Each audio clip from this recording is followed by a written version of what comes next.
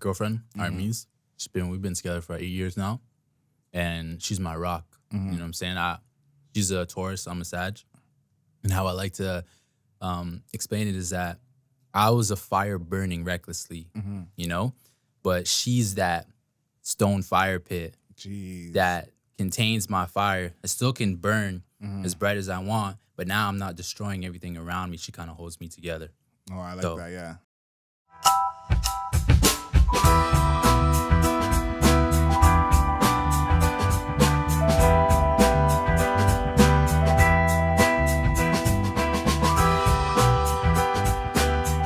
Here in The Cut, we challenge our guests to finish a tub of ice cream before the end of the conversation.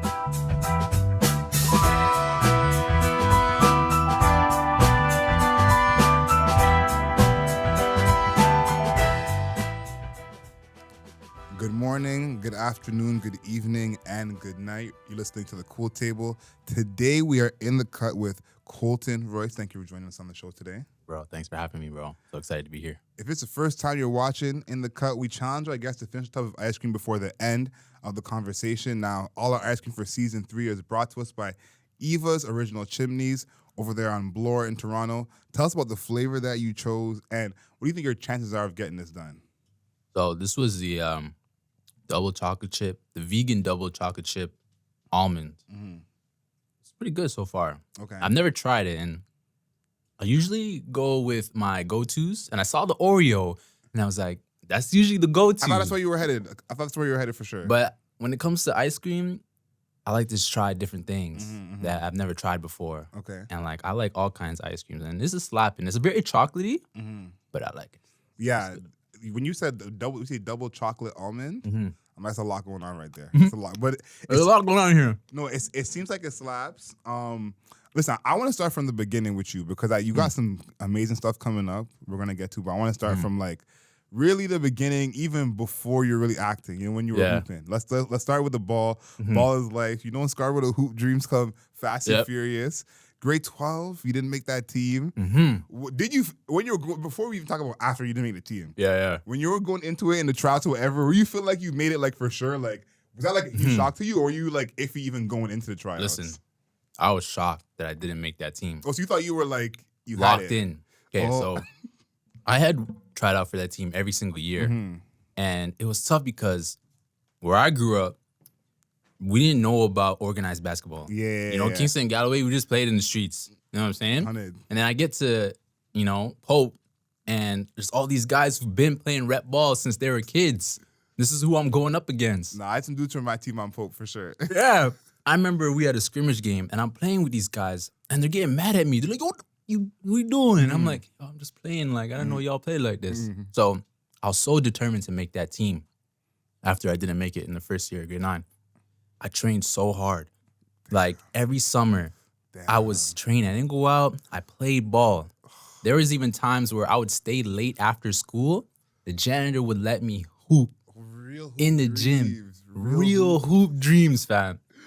And in grade 11, I thought I was going to make the team because I think that's when I was at my best.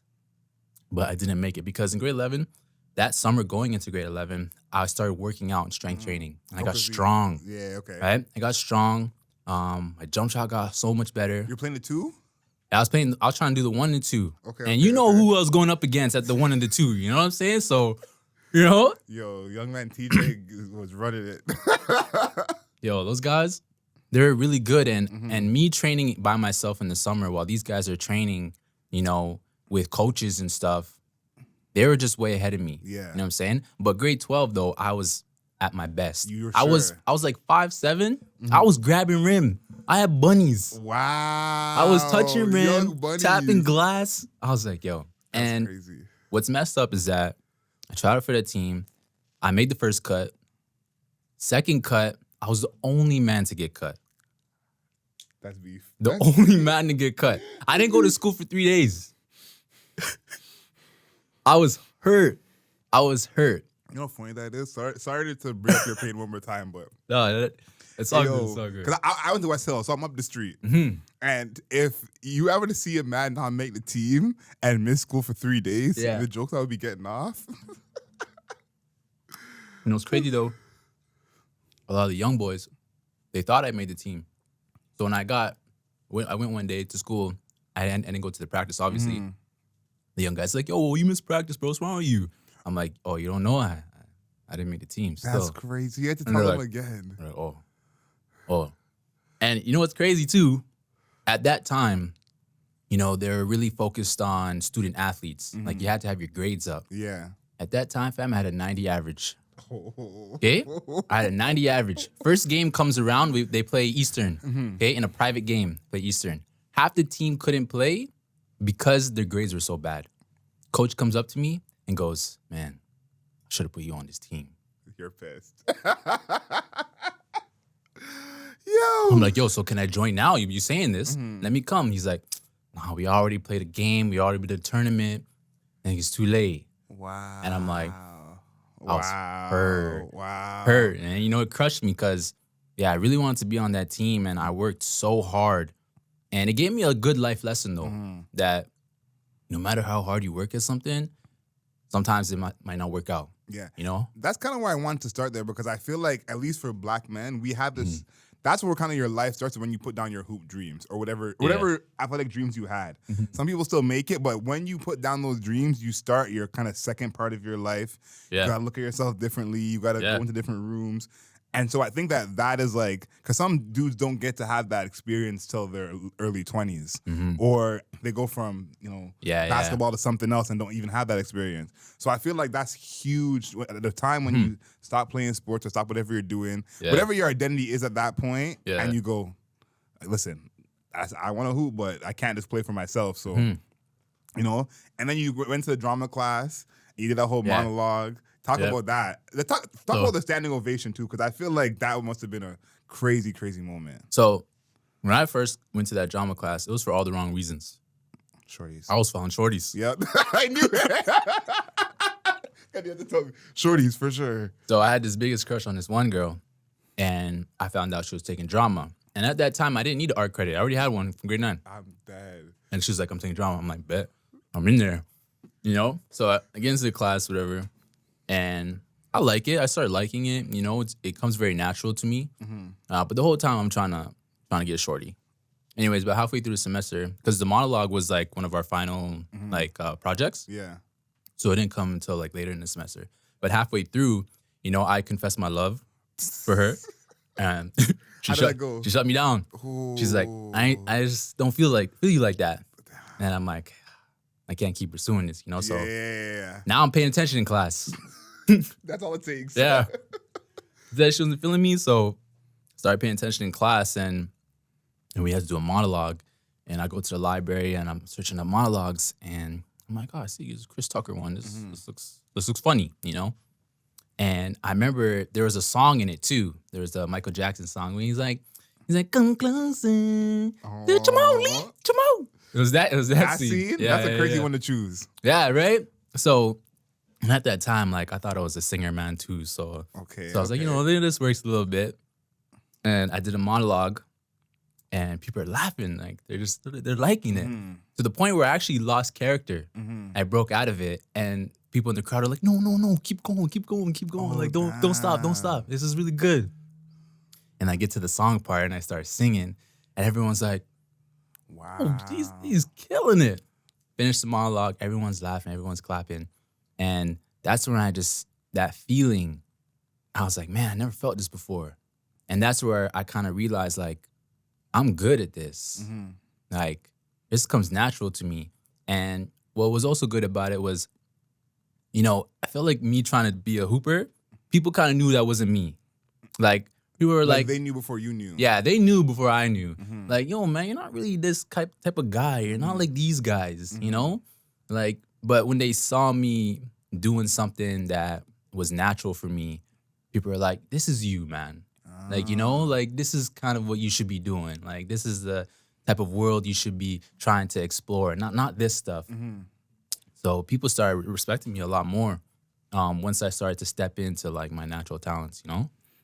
I always wonder about that, because when you start in acting, you usually start in theater. That's Yeah. usually the place people go. People have dreamed of the big screen, Mhm. but usually they start in theater. Have you, that's something you've thought about, even though you have done a lot of big screen stuff? Is I've theater done somewhere theater. where, is somewhere where you want to like take it Mhm. further as well, or is the big screen kind of where you want to? The big Thing. screen is ultimately where I want to be at, but theater is foundational. Like I think every actor needs to experience 100%. the theater at least once. When in high school, I experienced theater. We did a school play. Yeah. I did that. And then even after when I graduated from acting school, I went and did Fringe. Yeah. We did a Commedia dell'arte kind of Shakespeare type of Okay. play. Super low budget, like we barely made any money from it, but like the experience to be in the Fringe Festival, to have a live audience there, joke. 4 months of rehearsal. Those things I think are crucial for an actor to have that base and that foundation to do theater. Will I never do theater again? No. Like I think if the opportunity was there, I would do it definitely.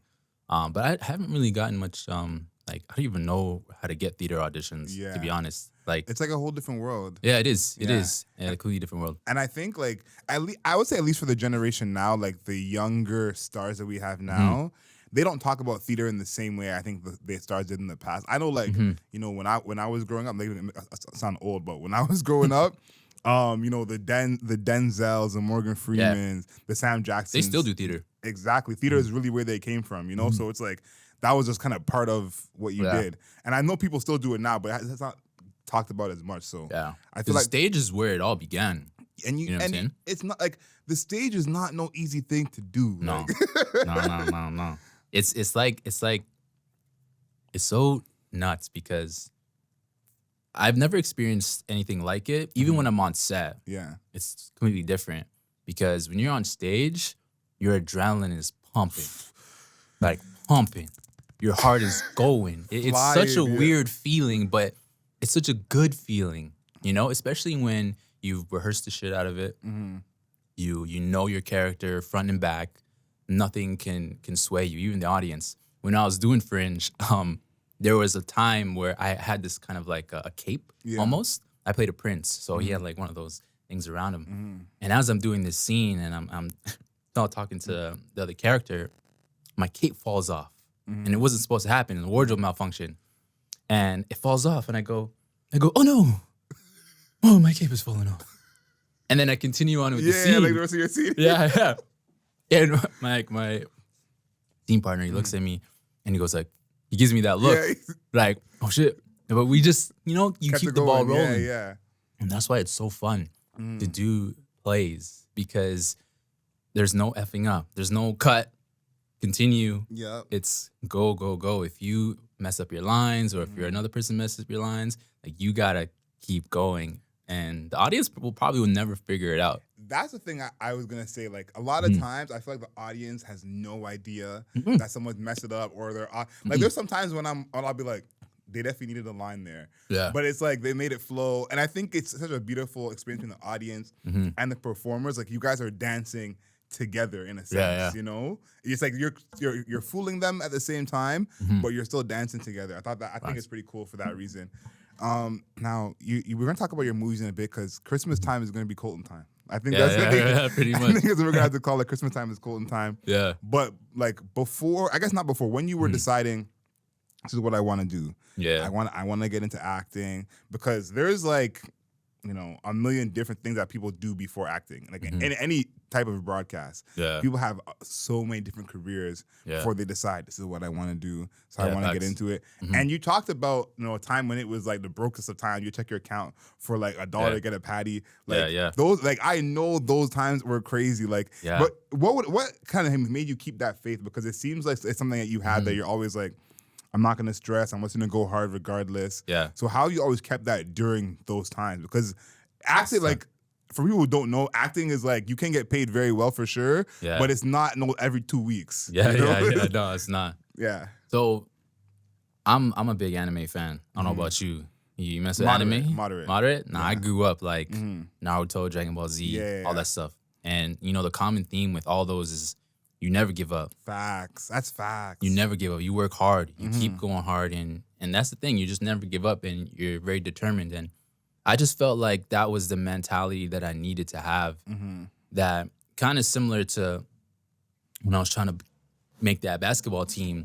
There was no doubt in my mind that I was going to do my best to make that team. Yeah. Even though I didn't, I was so sure that I was. But that's the kind of mentality that you have to have, honestly, when you're doing something that's kind of like a leap of faith. You know, you can't second guess yourselves. And I see a lot of people that I've grown up with second guess themselves, and they drop out. They're like, I don't know, man, I can't do this.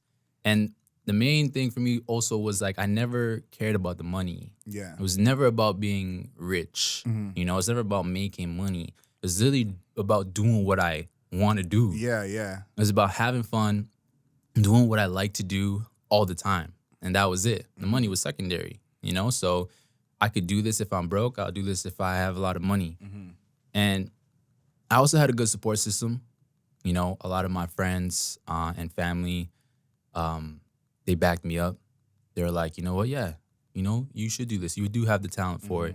You know, keep trying. And whenever I wanted to quit, I would go to my friends and be like, yo, I don't know if I could do this, man. And they would tell me, nah, man, don't quit. Even my parents. I went to my parents. I'm like, Damn. guys, I ain't gonna quit acting. And they're like, why? Why? You made it so far already. You're here. You've been in a few commercials, you know, just keep going.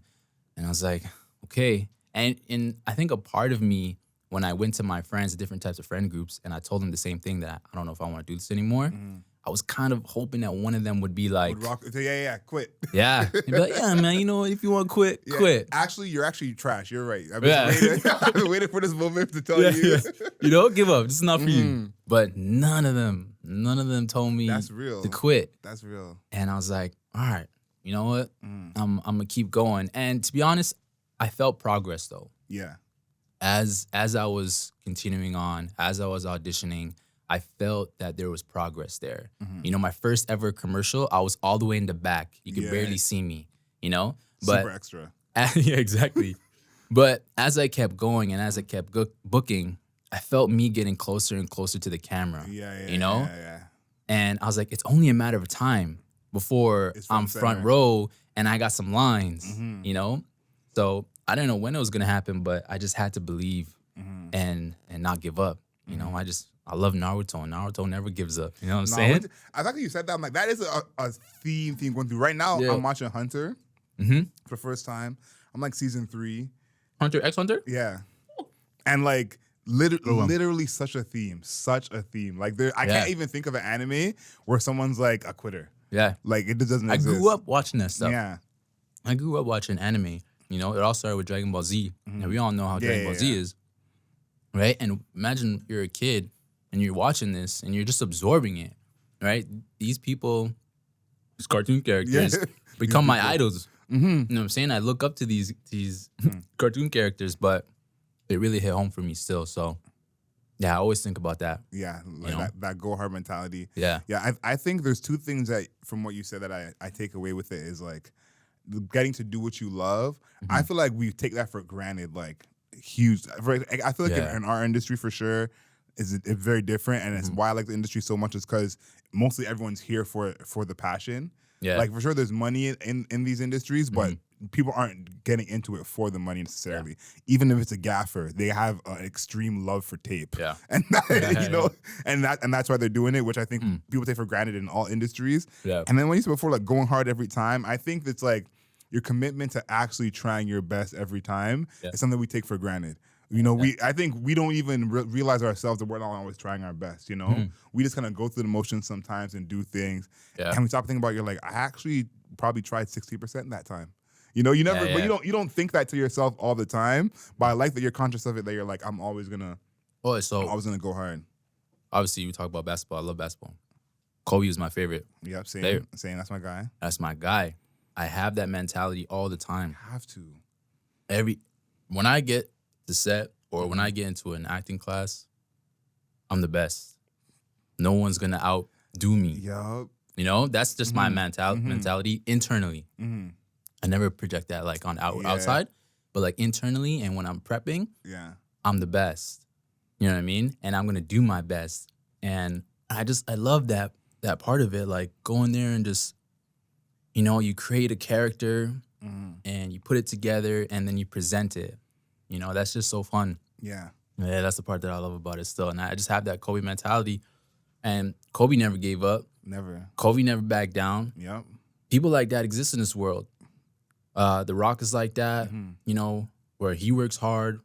So why can't I be like that? And man, I think that's the thing is like, what I want to do is help people change the way they view themselves. And I think that people don't always view themselves as being able to be one of those people. Yeah. And I like that you're able to see that in yourself and you're like, they exist. I could definitely be one of those people, you know? Yeah. But I wish that everyone carried that with them. And it's like, you can see yourself as being like, I could be one of those people. Yeah, And why not? They're humans. Yeah, exactly. I'm a human too. They're humans. I could probably, I don't think I could do what Kobe did, but I could have the same mentality. Mentality. Yeah. We talked about this a bit before we started recording. Your role in Obsessed to Death. How much can I spoil? Because I had to ask you about the specific part. It's just too funny. Yeah. No, go ahead. So basically, you show up a few times as like the hot boyfriend who no one sees, and he's kind of in the shadows. Yeah. And your first like scene where you have like several lines is a threesome. Yeah. How did you feel about that being kind of your big entrance into the movie? Yeah. Afterwards, things happen, which I'm not going to spoil for anyone. But that was kind of like, you had a couple lines before that where you got upset with Shorty, but that was like, I know. He's here. Right? How do you feel about that being your entrance into the movie? So when I got the script, I was reading, as soon as I got the script, I started reading it. And I think I got the first draft of it. And I was reading the script. And I got to that part. Yeah. And in the script, it's super detailed, especially the first draft. And when I got the audition breakdown had said there would be partial nudity. And I'm thinking, I'll just have my shirt off. Like, that's it. Like, regular. I didn't really know all the details. Have my shirt off? Cool. I'm cool with that. So I'm reading the script and I get to that part and I'm like, yo. I was so excited to the point where I ran out of my office and I went straight to my girlfriend and I'm like, yo, I'm about to have a threesome in this movie. Not thinking really about what I just said out loud. I'm just hyped. I'm happy, you know? And then she looks at me and she goes, excuse me? Like, what? Like, what do you mean you're gonna have a threesome? I'm like, read it. Read this. And then she's just reading it and then she just goes quiet. And I'm like, oh man, I think she's mad. I don't think she's gonna like this, you know? But honestly, I was just so excited that I got to do something like that because my goal is to be a leading man in a movie, and all leading men have relationships with women. Yeah. But this time it's two. Yeah. Two women. I was very nervous, definitely. I worked out really hard, for mad push-ups before hopping beer on. push-ups, beer sit-ups. I worked out so hard. I stick to a strict diet, but it's honestly not what you think. Shooting it being in the script and us shooting it was completely different. It was super robotic. It wasn't. It didn't look like it was. It wasn't too much. It was more like the setup to it. Yeah. And then kind of like the aftermath of it. But the actual scene itself, they didn't really show you like knocking it down. Knocking it down like that. So yeah, I thought that was interesting. Like the first time they brought you in. And I think like this goes to like the movies you have coming up. I think it's Sappy Holiday. Yeah. And The Great Holiday Bake War. Yeah. In Sappy Holiday, you're kind of like the dude getting cheated on. Is that like the fair way to put it? Like a little bit. Yeah. And then in The Great Holiday Bake War, you're kind of like the deadbeat ex. Like, when are we gonna get a role for you to be like the knight in shining armor? Like, I know. All these roles that I've been getting, I've been losing. 100%. I haven't been winning. I've been taking beer L's. So, I don't know if it's because, since high school and not making a team, like I'm just a man that takes a lot of L's, and it's that's just the type of characters that I'm gonna play. But honestly, with this one, Obsessed to Death, I think my character was trying to make a change though. Like he was trying to be the knight in shining armor, but obviously his past caught up to him. So I wouldn't say he was like the deadbeat, but like he was trying to be the good guy. He was a bad guy trying to be, he's the F-boy trying to turn the page, Yeah. And you know what I think too, like, I want to talk about Sappy Holiday. Like, I feel like you fit in those roles too, because I don't feel like that's how you present yourself as outside of being on screen, I don't think people see you like in real life and they're like, he's a dickhead. I know it. You know the dude you see Yeah. where you're like, I don't Yeah. like his vibe. I don't like, I feel like because you don't have that vibe, you in that role makes it more of an interesting character. Do you think about that in terms of like how you appear and how that kind of matches the role? A little bit, because the first movie that I ever did was called Deadly House Call, and it was on Lifetime. And I was supposed to play, I did play an ex-convict. Yeah. And there was a tweet, someone had tweeted about my character. They're like, this guy's not intimidating at all. And I was low-key so hurt because I tried my best. They're trying to be intimidating. I'm there trying to be intimidating, and someone's like, and honestly, it's because like in real life, I'm not that intimidating guy. I think my personality is very warm. Is I guess a little bit charming, charismatic. Like that's who I am. So I think those kind of fit into these roles, like these guys. Unexpected. Yeah.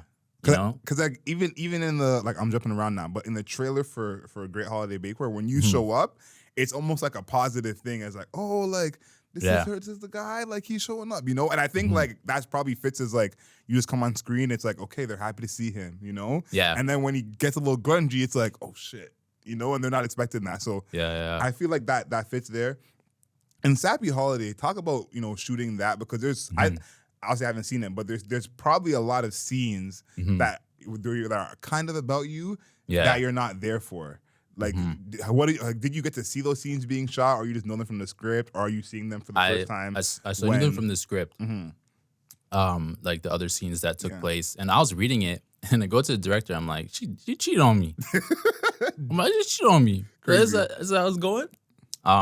But it's more so about two people who are on different pages in their lives. You know what I mean? But they're trying to force something, right? Yeah. And then at that point in the movie where the movie starts, where it drops in on those characters, they've been together for a while, but they kind of want different things, at that point in the relationship. But then when he tries to propose, she's like, what? Propose? Like, I don't think she saw that coming. And even in their relationship, I don't think she saw it ever happening. You know what I mean? Like, she wasn't like sold into the relationship. You know what I mean? So she had her doubts already. And then her going to the maple farm kind of, made her realize that maybe that's not the life I want to live with this guy. I kind of want to live this kind of life instead. Yeah. But Sappy Holiday, honestly, I'm so excited to see it, because I feel like that's one of my better performances. Okay. So luckily I got to shoot Sappy Holiday a week after we shot Obsessed to Death. Oh, wow. Like back to back. Yeah. So we shot it back to back. And Obsessed to Death, I don't think, for me, when I watch my films, I usually like, kill that shit. But with Obsessed to Death, I feel like there was moments where I was lacking in terms of my performance.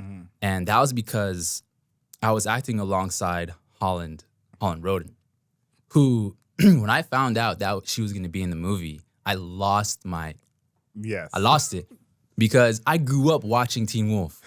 Yeah, that's crazy to be like right there front and center. Right there front and center with someone you grew up watching. Even before I wanted to become an actor, when I would watch that show, I would be like, man, I would love to be in this show.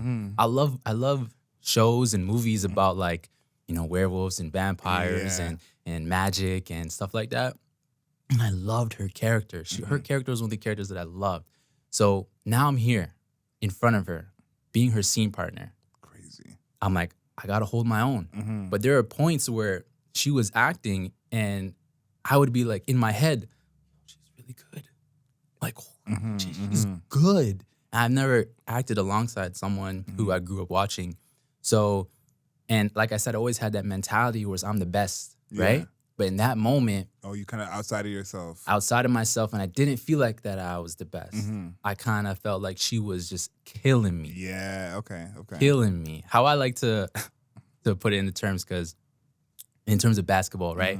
So let's say the type of person I am, I'm in the G League, but I'm a rookie. And in the G League, some vets go play in the G League, right? So let's say she's a vet, came to the G League, we're going up against each other. And I'm guarding that person. I'm guarding her. She dropped 40 on my head. That's how you felt like? That's how I felt like. Damn. She went and dropped buckets on me and dropped 40 on my head, and I was pissed. And I guess you're watching it back, you're seeing it, and you can kind of even hear your voice in your head from that time of being like, I know I was not paying attention at this time. Yeah, exactly.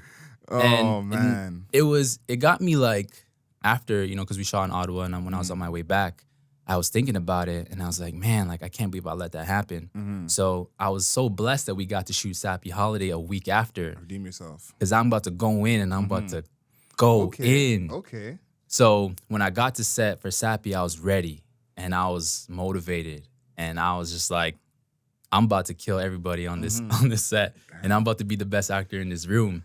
And it was good because Vanessa, who I was acting with, she's amazing too, and she kind of fed off of my energy, and we both fed off of each other. And I think that's what made it a really good performance. Nah, that one I'm probably looking forward to the most out of all your Christmas stuff you got going on. Call it Colton Christmas once again. Like that. The Great Holiday Bake War. Listen, a bake war in itself in a movie, I feel like we got to give like 2 minutes to that because that sounds like that'd just be fire. I feel like there should be more stuff like that. I like like a black movie centered around baking. Come on now. Come on now. You don't see that every day. But you being like, I don't want to say the deadbeat ex, but not welcome. Not welcome as much. How was it kind of tapping into that? Because I feel like some of your scenes probably were a different energy than the rest of the movie, so to speak. Because the movie seems like it's a pretty cheery movie. But when you show up, it's like we don't want this guy around. So how is it like the energy with your scenes, even though the movie feel like it's pretty cheery? So one, LaToya Luckett, real life GOAT. You know what I'm saying? Working on Obsessed to Death helped me work with her. Practice, Right, exactly. So, but she brought like this really strong energy. You know what I mean? And she's from Houston. Houston girls don't play. So when they angry, like they angry, and when they don't like you, they don't like you. So you felt it. So I felt it to the point where I was like, man, yo, she don't like me. But it was her treating my character that way. But I felt it. Because her character definitely did not like my character because I was her baby daddy, her ex-baby daddy, and who was like gone. So my character, he's a musician and he travels constantly, and he has a daughter that he barely sees because he's always on road, and she hates that. Right? So working with her, and she just brought that energy, and I just matched it. I brought Scarborough to her Houston, and we had that kind of clash. But also, my character was very chill, though. I drew a lot of inspiration from Lenny Kravitz. I watched a lot of Lenny Kravitz videos because my character's a musician like that, because he's a guitar player. So I watched his demeanor and how he behaves and how he acts. He's super chill. And so although she doesn't like me, I'm very chill. But which makes her more mad that my character is so chill. Yeah. So that's the kind of vibe that I brought, where I was that cool, laid back kind of dad, and she just wasn't having it. Oh, they hate that. Yeah, pissed. And my character was trying to get back with her. Oh, right. So you're a deadbeat who's never around, and you're laid back and trying to get back. Pissed. Pissed. She wasn't having I'm doing it. the math. Pissed. Yeah, she wasn't having it, but she played it so well, and they were so great. Finesse Mitchell. Yeah, from the look, he killed that. That looked like a crazy role. Like, man, he's so good. And I remember telling him, like, man, I want to be like you, because comedians are just different type of animals. Yeah, I didn't see that coming, but like it looked like it fit. Like it wasn't no out of place type.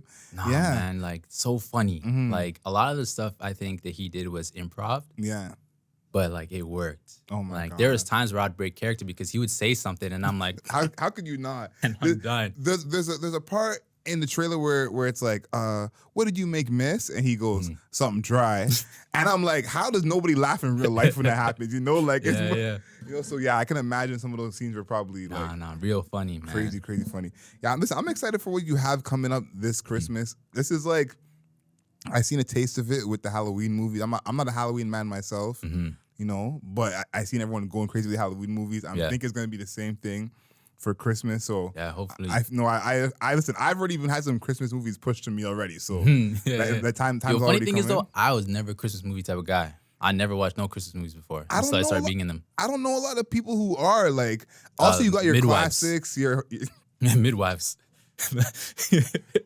My homie hit me up the other day, sent me a screenshot of one of my movies I was playing, and he was like, "Yo, my mom was watching this." Yep, that's your demographic. Yeah, no, 100%. No, I feel like it's that. You know the Tyler Perry moms. Yeah, like that's like those are the ladies. Yeah, but instead of being the dark skinned deadbeat, you're the light skinned deadbeat.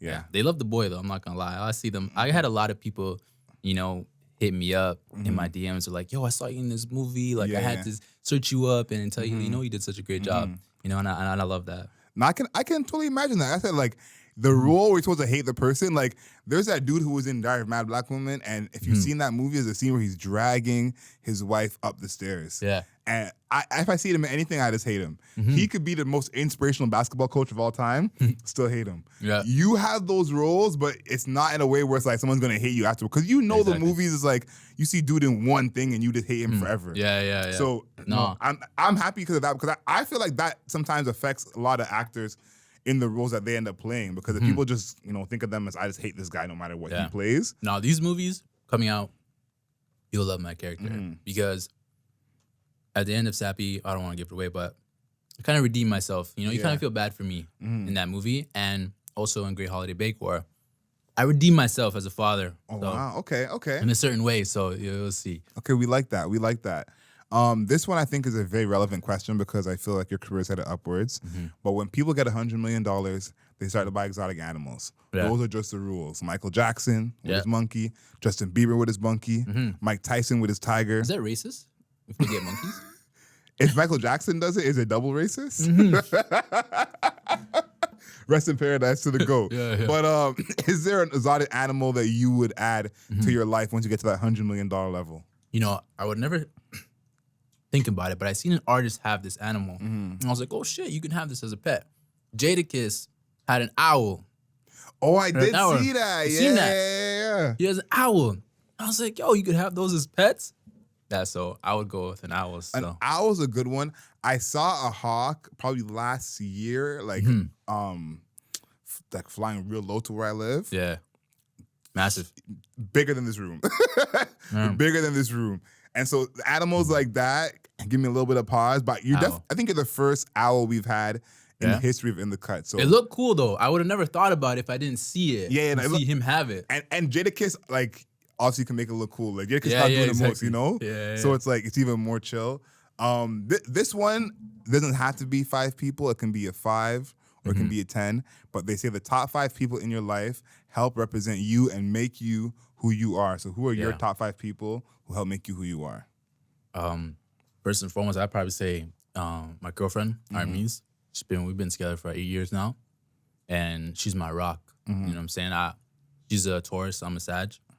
And how I like to explain it is that I was a fire burning recklessly, but she's that stone fire pit that contains my fire. It still can burn as bright as I want, but now I'm not destroying everything around me. She kind of holds me together. Oh, I like that, yeah. So definitely her. My homeboy, Francis Pagulainen, a.k.a. Pablo. He's one of the only homies that I have who will call me just to check up on me. That's real. Those people That's real. Are real. Who just call you and be like, what's going on? I haven't talked to you in a minute, yo. How you been? Yeah, that's real. Not a lot of people in my life do that. Yeah, that's few and far between. Yeah, so him, because we just vibe and we can talk about anything. And whenever I'm feeling stressed about something, he's one of the people I go to and I talk to. Say my brother too. I grew up without a dad, so he was kind of like my dad. And I just know that he'll always be there for me. Like I feel safe. Whenever he's around, I feel the safest. Yeah. And he's always supported me, and he's always been by my side. He's a Taurus too, funny thing. But I have my homegirl, Miranda, and I think I heard you guys talk about this before and having female friends, but it's so important to have female friends. Extremely. And especially her, because she teaches me to be myself fully. She has no like walls up, really. Yeah. She's just always happy, always loving, and always ready to give love and spread love. And I admire people like that, because it's so hard. You know, growing up where we grew up, you know, Scarborough, showing love was a weakness. Hell, yeah, it was a hell You know what I mean? It was a no. You can't be doing that. Yeah. So when I see people who show love, like just effortlessly and openly, like I admire and I love having people in my life who are like that. And then my homie Harvey Najas, who probably gave me one of the greatest advices that I've ever had when I went to him and I told him that I wanted to quit acting. Because at that point I was always making it to the top 2, top 3 auditions. Auditions. I was always getting getting so close. And like the door was open and all I had to do was walk through, but it would shut right when I get there. And it kept happening to me. And I went to him and I told him, like, man, I don't know if I could do this anymore. I keep getting close and I keep failing. And he looked at me, he's like, well, do you pray to God? That's crazy for someone to say. And I was like, nah, I don't. He's like, you're trying to accomplish something in life without the help of God. Damn. You can't. And it's impossible. Your talents are getting you that far. But in order for you to get past it and push even further, you need the help of God. You got to put the trust. You got to put the trust and you got to pray. Damn. And he told me to start praying.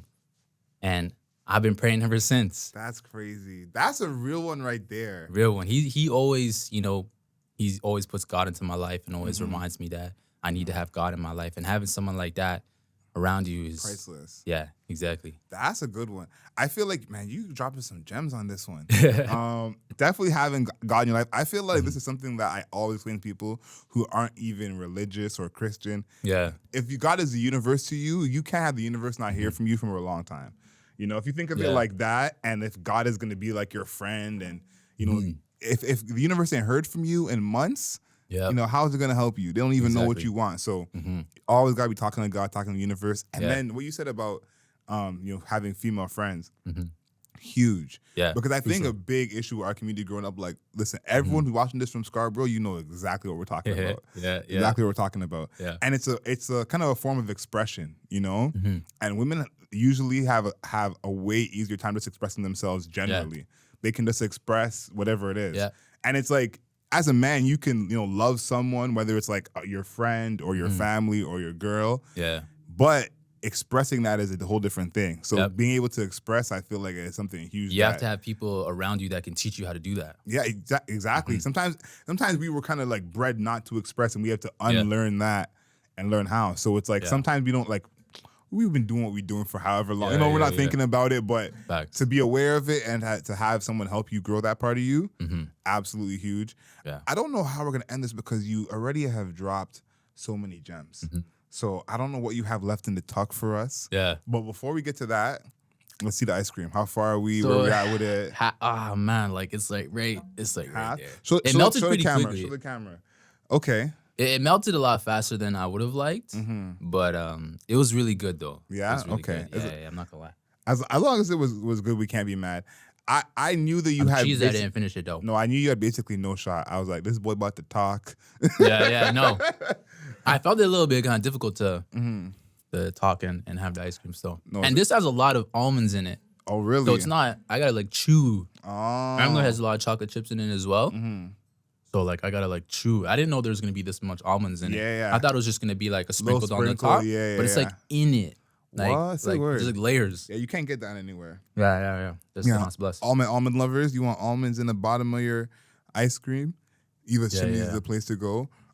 This one is probably my favorite question that we do. We have a segment on the radio show called Wednesday Wisdom. We look for a motivational quote or a saying that you either remind yourself of or the people around you when you're feeling a little low during the week. So is there something like that that's constantly running through your brain or you always share with others? That's a motivational quote or a saying that you kind of carry with you all the time? Yeah. I think I got two real quick. So for people who are in the gym and work out, when I go into the gym and I step into the gym, I tell myself, nobody cares. Work harder. Nobody gives a shit how much you're benching. Nobody gives a shit how far you're running. Nobody cares. Just put in work. Yeah. Go hard. Second thing is, this is one of the things I say to myself every single day, and I think every single person should know this, is that you are what you think, and you are is I am. So therefore, I am what I think. Thoughts become feelings, and feelings turn into actions. So whenever you're feeling sad, anxious, depressed, or stressed, your feelings are derived from your thoughts. So if you take that "you are what you think" into "I am what I think," all you have to do is say to yourself, "I am," and say you're in an elevated emotion, such as gratitude, joy, love, compassion. If you tell yourself, "I am grateful, I am joyful, I am in love with life," and you say that to yourself constantly, that will turn into a feeling organically, 100%. and then your feelings will then turn into actions that you carry out into the world. So remember that you are what you think, and you are as I am. So I am what I think. That might be my favorite Wednesday wisdom. I say that literally every day. Like everything you do, you say is a self-fulfilling prophecy. Yeah, Everything you say, you think is what you become. exactly. I'm reading this book right now, 50 Success Classics, and the overarching theme from all of you who are millionaires, billionaires, like, very important people, is, what you think of yourself is what you become. Yeah. And your expectations for yourself are what you become. So Yeah. I think that 2J said that. And listen, I just changed my background to the universe is on my side. Nice. So I love that. listen, we're on the same page there. Yes. Listen, if you've made it all the way to the end of this podcast, you know what to do. Go ahead and subscribe. Apple Podcasts, Spotify, Google Podcasts. Leave us a rating and a review. 5 stars, not a single star less. Make sure you follow us on Instagram as well at The Cool Table Live, on YouTube at The Cool Table Live. And please go see these movies. Like, listen, Obsessed to Death, I feel like was a good taste for anyone who gets a chance to see that of what you're capable of. But you said, you left some on the table that you did better in these next 2 roles. If you want to see someone, how do I say this? Like, you're like a likable dickhead. Like a likable dickhead. That's that. You want to see a likable dickhead during Christmas time? These are the places to do it. If people want to get in contact with you, show you love, follow what you do, where should they hit you up? Hit me up, Instagram, Colton T. Royce. You'll find all my latest movies that come out will be posted on there. And just check out the page and stay up to date. And I think this is especially relevant for what's going on right now. But canceling, bring back bullying, know yourself, know your worth. I love it. I was glad.